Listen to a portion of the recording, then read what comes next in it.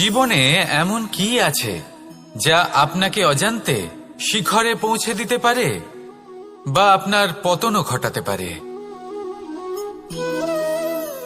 সঙ্গতি। যদি আপনি কোনো শ্রেষ্ঠ ব্যক্তির সঙ্গ লাভ করেন, তাহলে তার শুভ চিন্তা, তার গুণ, তার স্বভাব আপনার মধ্যে চলে আসবে। আপনি আরো শ্রেষ্ঠ হয়ে উঠবেন। আবার সেখানেই যদি আপনি কোনো দুষ্ট ব্যক্তির সঙ্গতি লাভ করেন, কোনো খারাপ মানুষের সঙ্গতি লাভ করেন, তাহলে আপনার শুভ চিন্তা, আপনার গুণ, তা যে কখন আপনার থেকে কেড়ে নেওয়া হবে সেটা আপনি জানতেও পারবেন না। দেখুন, এই সঙ্গতি হলো অত্যন্ত গুরুত্বপূর্ণ। এই সঙ্গতি আপনার নিয়তি নির্ধারণ করে। আপনাকে উদাহরণ দিলে, বৃষ্টির ফোঁটাকে দেখুন। যদি কোনো ফোঁটা গাছের পাতায় এসে পড়ে, তাহলে তা জীবন দান করতে পারে। যদি এমন কোনো ফোঁটা সাপের মুখে এসে পড়ে, তাহলে তা বিষে পরিণত হয়। যেমন সঙ্গ, তেমন নিয়তি। এবার দুর্ভাগ্যের বিষয় হলো এটাই যে বর্ষার ফোঁটা নির্ধারণ করতে পারে না সে কোথায় পড়তে চায়। তার নির্বাচনের ক্ষমতা নেই। কিন্তু আপনি, আপনার কাছে তো বিবেক আছে, আপনি ভাবতে পারেন, চিন্তা করতে পারেন। তাহলে আপনি ভাবুন, আপনি কি এমন সঙ্গ চান যা শ্রেষ্ঠ, নাকি এমন সঙ্গ চান যা অশুভ? নির্বাচন আপনারই। শ্রেষ্ঠ সঙ্গ বাছুন আর আমার সাথে ভালোবেসে বলুন, রাধা রাধা। আমাদের জীবনে অত্যন্ত গুরুত্বপূর্ণ একটা আশা বসবাস করে, বিশ্বাসের রূপে। বিশ্বাস যা আমরা ঈশ্বরের ওপর করি, ভাগ্য, প্রারব্ধের ওপর করি, নিয়তির ওপর করি। যখনই ভালো কিছু হয় আমরা বলি এ হলো ঈশ্বরের দয়া। যখন খারাপ কিছু হয় আমরা বলি এ হলো ঈশ্বরের মায়া। কখনো ঈশ্বর বা ভাগ্য বা প্রারব্ধ বা নিয়তি। আপনি নিজে কোথায় তা কখনো ভেবেছেন? আপনি বিশ্বাস করছেন ঈশ্বরের উপর, প্রারব্ধের উপর, কখনো নিজের উপর করেছেন? আমি আপনাকে একটা সহজ কথা বলি, যদি আপনি ঈশ্বরের উপর বিশ্বাস রাখেন, শুধুই ঈশ্বরের উপর বিশ্বাস, তাহলে আপনি সেটাই পাবেন যেটা আপনার ভাগ্যে লেখা রয়েছে। কিন্তু যদি আপনি নিজের উপর বিশ্বাস রাখেন, আত্মবিশ্বাস রাখতে শেখেন, তাহলে ঈশ্বর আর নিয়তি দুজনে মিলে আপনার ভাগ্যে সেটাই লিখবে যা আপনি চাইছেন। তাই মনে রাখবেন, সাফল্যের পথ হলো এই বিশ্বাস। নিজের আত্মবিশ্বাসকে ধরে রাখতে শিখুন। দেখবেন আত্মা প্রসন্নতায় ভরে উঠবে। তাহলে আসুন এই প্রসন্ন ভাব নিয়ে বলুন, রাধা রাধা।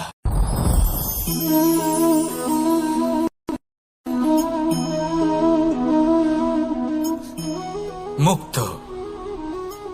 এই মুক্তই সবাইকে মোহিত করে দেয়, নিজের দিকে আকর্ষিত করে। অত্যন্ত সুন্দর, গোল, শুভ্র। মুক্ত দ্বারা নির্মিত আভূষণ, তা হয়তো সে মুকুটই হোক বা কোনো স্ত্রীর অলংকার, তাকে আরো সুন্দর করে তোলে, তাকে আরো সুন্দর দেখতে লাগে। এবার এই মুক্তকে এত সুন্দর দেখার জন্য কত কষ্ট সহ্য করতে হয় তা কি কখনো আপনি ভেবেছেন? এই মুক্ত ঝিনুক থেকে বের করা হয়। ঝিনুক যা কিনা সমুদ্রের তলদেশে থাকে।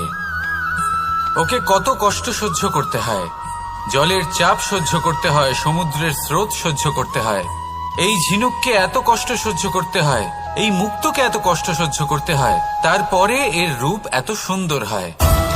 যদি আপনিও আপনার পরিশ্রমের সৌন্দর্য, নিজের পরাক্রমের সৌন্দর্য এই সংসারে প্রকাশিত করতে চান, তাহলে আপনাকেও কষ্ট সহ্য করতেই হবে। তাই জীবনে যখনই সংকট আসবে, বিপদ আসবে, সমস্যা আসবে, তখন একে সুযোগ হিসেবে গ্রহণ করুন। কারণ এই বিপদের সাথেই লড়াই করে আপনি মুক্তর মতোই পরিশুদ্ধ হয়ে উঠবেন।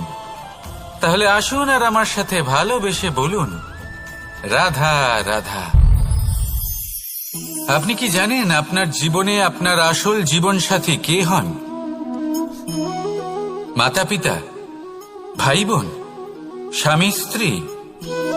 না, আপনার আসল জীবনসাথী হল আপনার শরীর।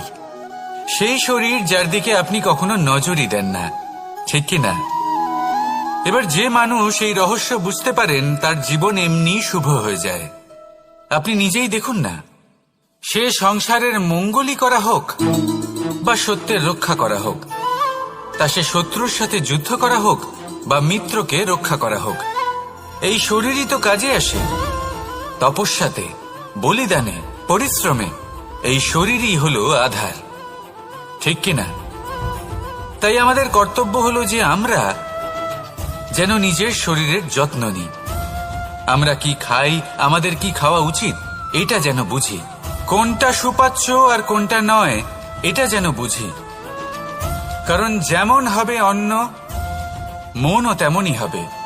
যত ভালো অন্ন তত ভালো মন। আর সুস্থ শরীর হলো সুস্থ মনের আধার, এ কথা অবশ্যই মনে রাখবেন।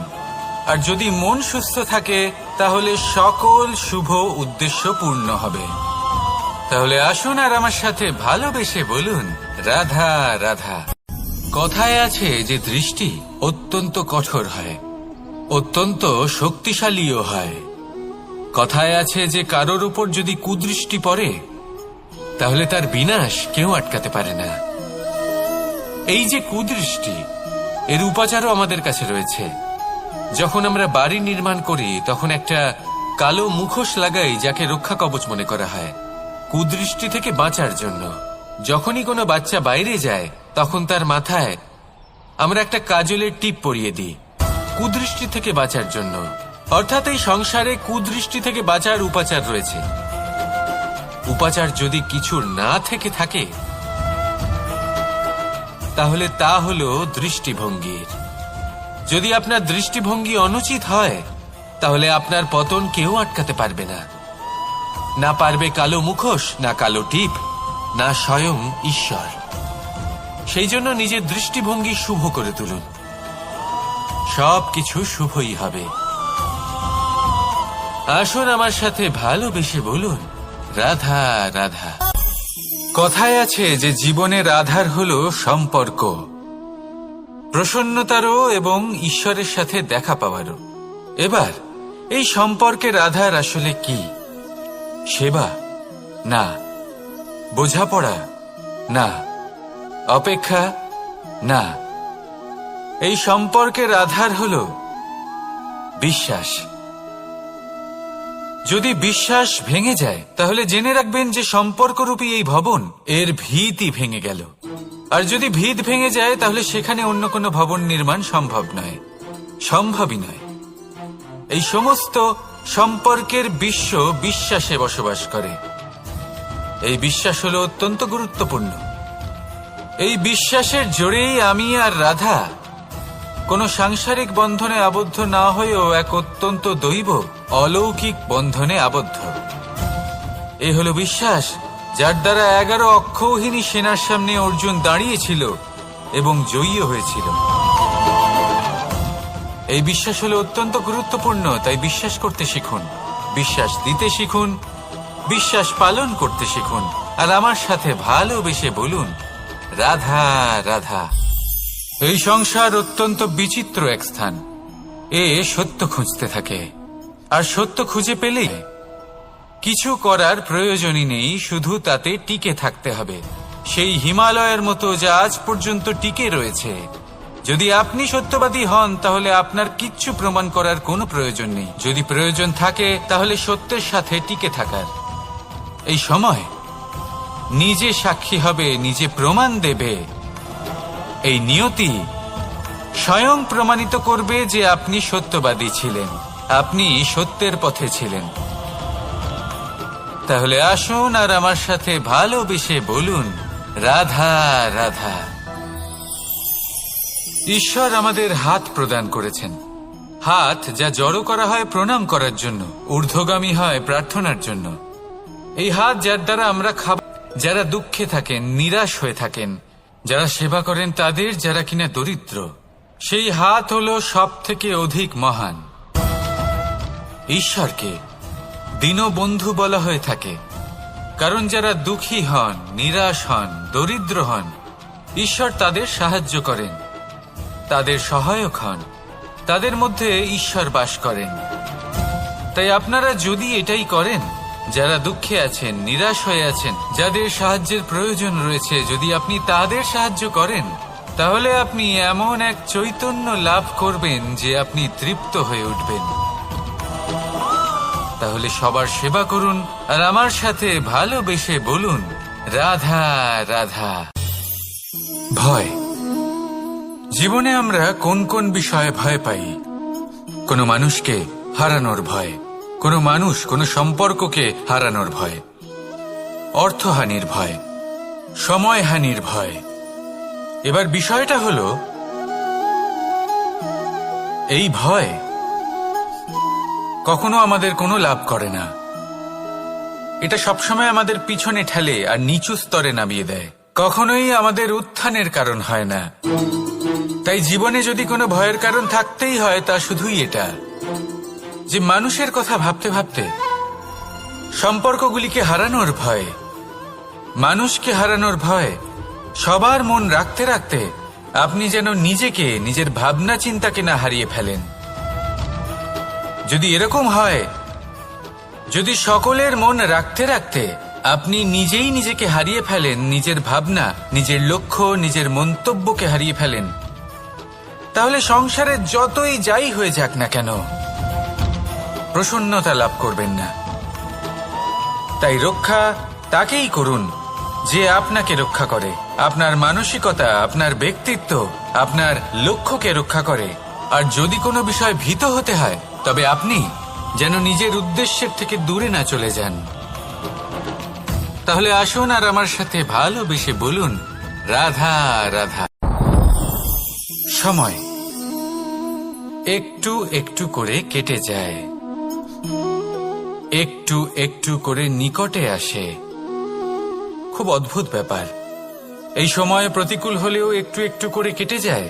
এই সময় যদি ভালো হয়, তাহলে একটু একটু করে নিকটে আসে। অনুচিত তখনই হয় যখন আমরা নিজেদের অসফলতার জন্য সময়কে দোষ দিই, কিন্তু আসলে তেমনটা হয় না। আপনার পরিশ্রম আর প্রয়াস দ্বারাই আপনি সাফল্য লাভ করবেন, সময়ের দ্বারা নয়। যদি এই সাফল্য একটা সুন্দর ভবন হয়, তাহলে সময় হলো তার দেওয়ালের রং, যা সময়ের সাথে বদলাবে, সময়ের সাথে ফিকেও হয়ে যাবে। কিন্তু সাফল্যের এই ভবন আপনাকেই নির্মাণ করতে হবে, আপনার পরিশ্রমের ইট দ্বারা এবং প্রয়াসের চুনসুরকি দ্বারা। তাই পরিশ্রম আর প্রয়াস করতে থাকুন, সাফল্য আপনি অবশ্যই পাবেন। সময় যদি আজ ভালো না হয়, তাহলে কাল অবশ্যই হবে। প্রয়াস করতে থাকুন আর আমার সাথে ভালোবেসে বলুন, রাধা রাধা। এ হলো গোলাপ ফুল। একে আমরা সকলেই চিনি। সমগ্র সংসার ভালোবাসে এই পুষ্পকে। এই ফুল দেখতেও সুন্দর।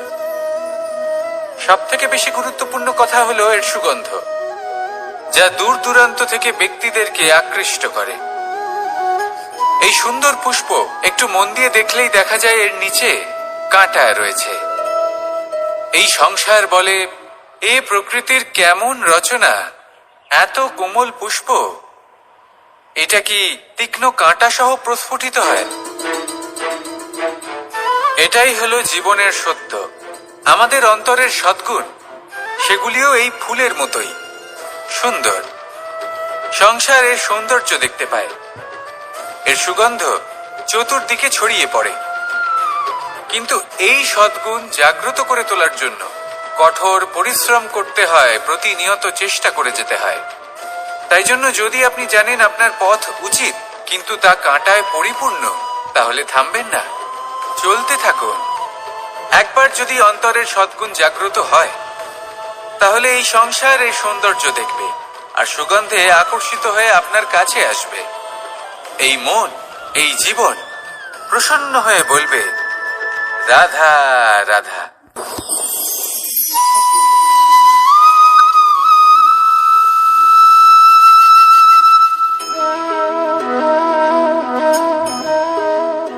মোহনের বাঁশির এই সুর, এই সঙ্গীত কার না পছন্দ হয়?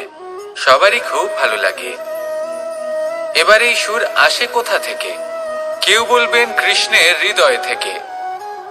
সত্য কথা, এই সুর হৃদয় থেকে নির্গত হয় এবং প্রকট হয় এই বাঁশি থেকে। এই বাঁশিটাকে দেখুন, এই ছিদ্রগুলি দেখুন, প্রত্যেকটা সুর থেকে নিজস্ব একটা স্বর নির্গত হয়। এবার যে ব্যক্তি এই সমস্ত সুর এবং স্বর বুঝতে পারেন, এতে নিপুণ, তিনি এই বাঁশির দ্বারা যে সুর নির্গত করবেন তা তো মধুর অবশ্যই হবে। এবার জীবনের সাথেও কিছুটা এরকমই ঘটে। জীবনের কিছু নীতি থাকে, অর্থ, কুটুম্ব এবং আধ্যাত্মিক। যদি জীবনের প্রত্যেকটা মুহূর্ত সুখময় হয় এরকম আপনি চান, তাহলে এই তিনটি নীতিতে আপনাকে নিপুণ হতে হবে। কোনো একটি বিশেষ নীতির প্রতি যদি আপনি বেশি ঝুঁকে পড়েন, তাহলে বাকি দুই নীতি থেকে যা সুখ লাভ করা সম্ভব তা পারবেন না।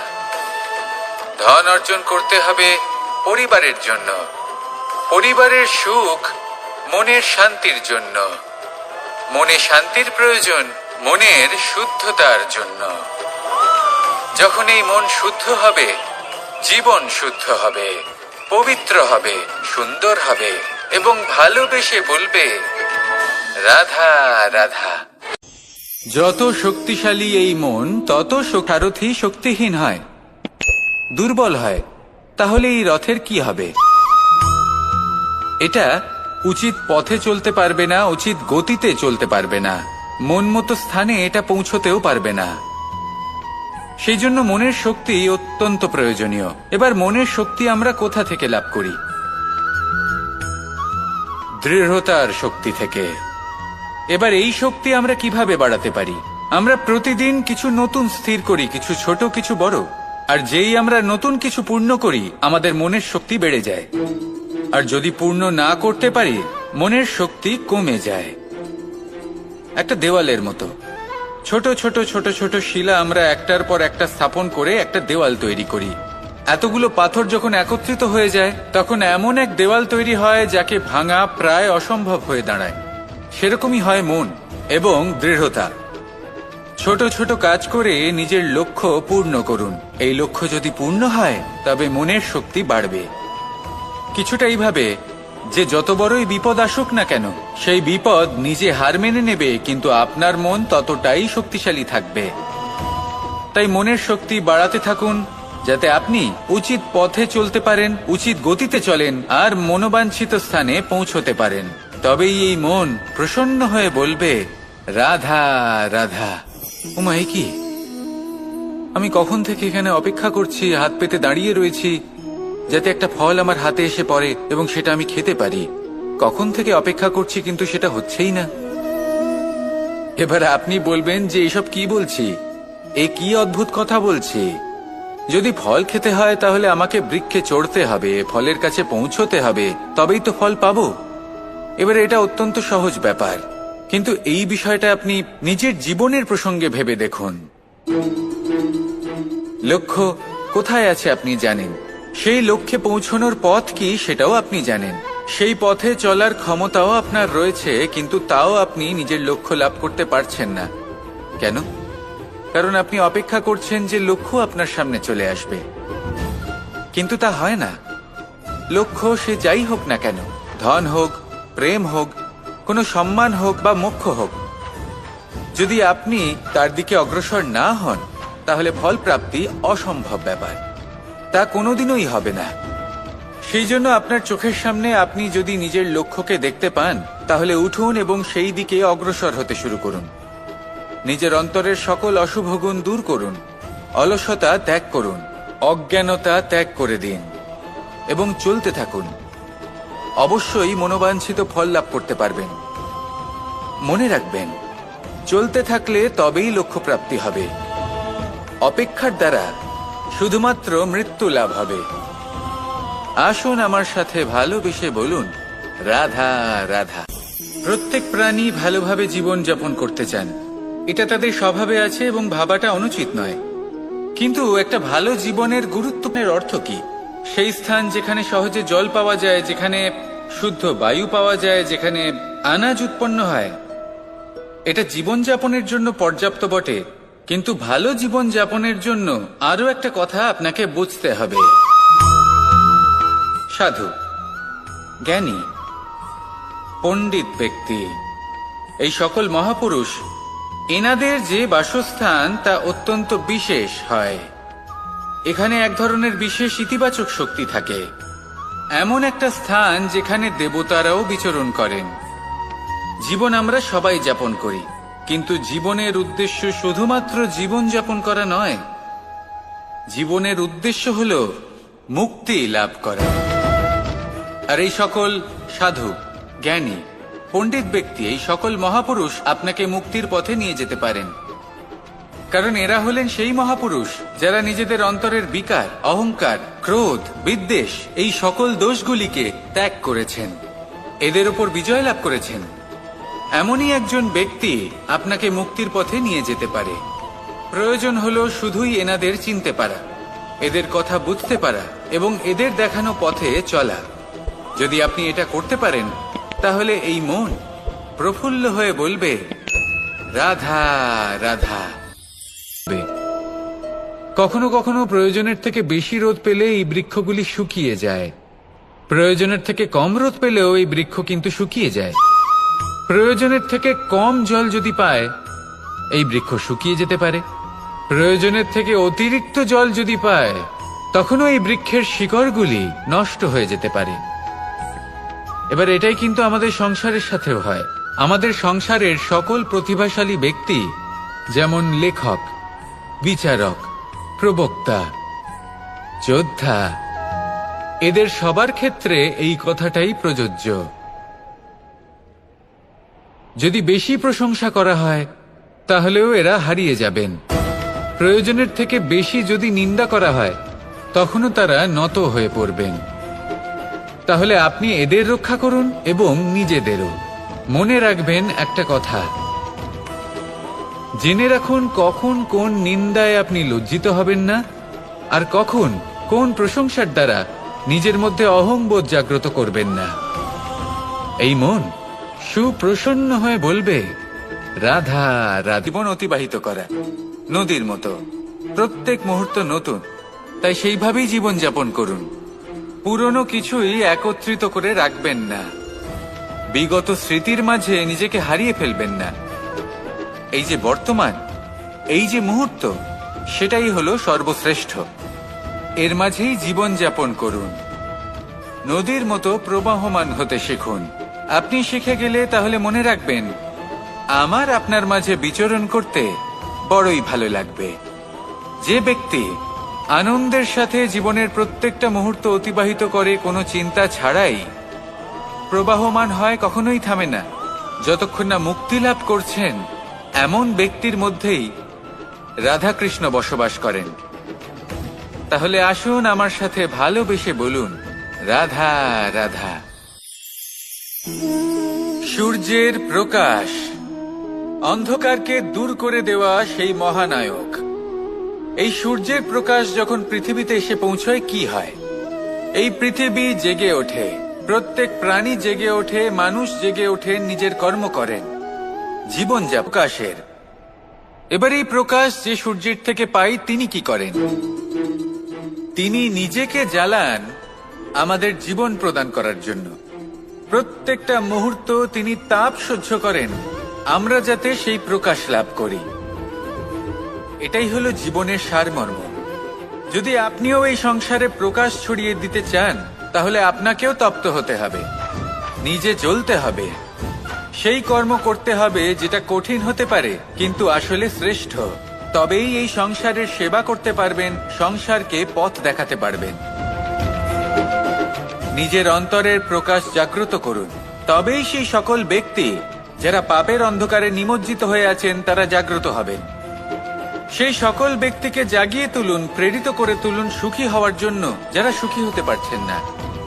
সেই সকলকে প্রেরিত করুন সাফল্য লাভের, যারা সফল হতে পারছেন না।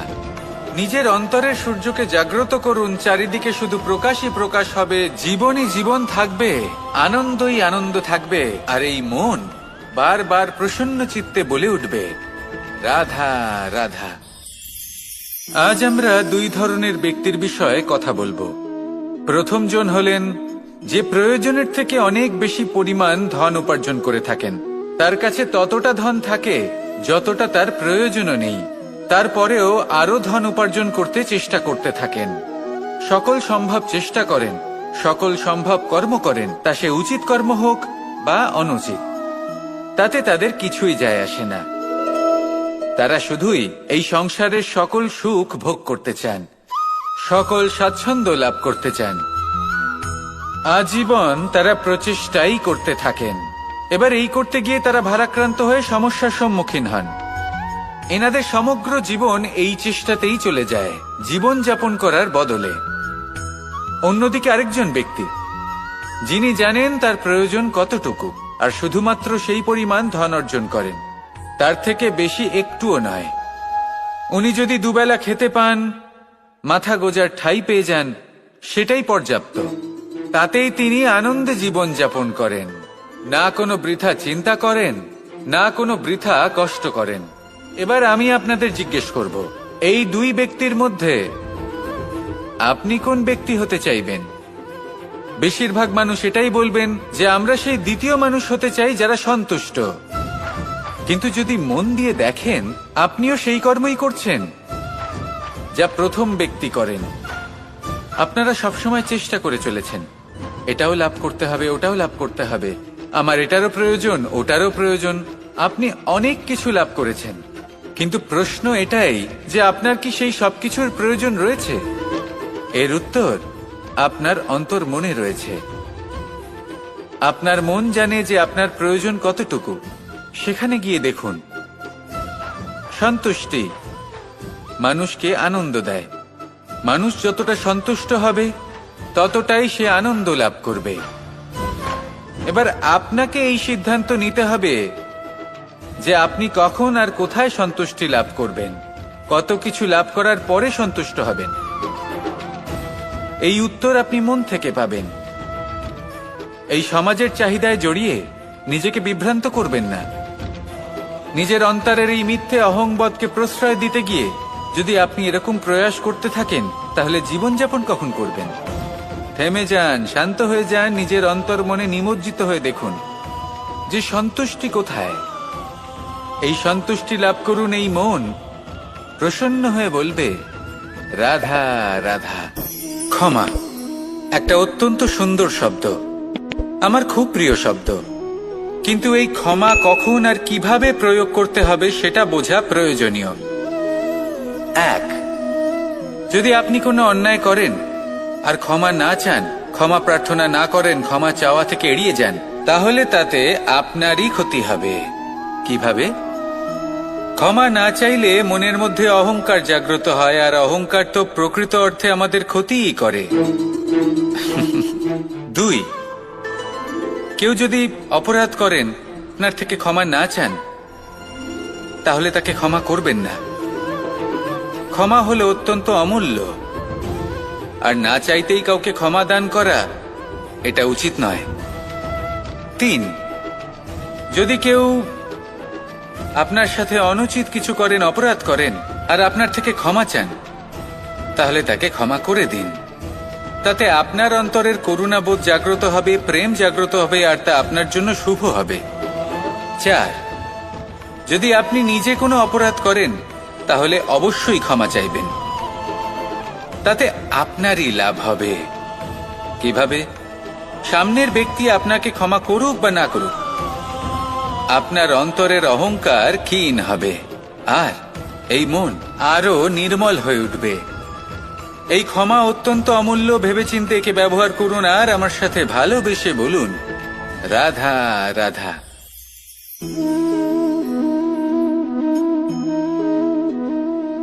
ভোজনের দ্বারাই শরীর পুষ্টি লাভ করে।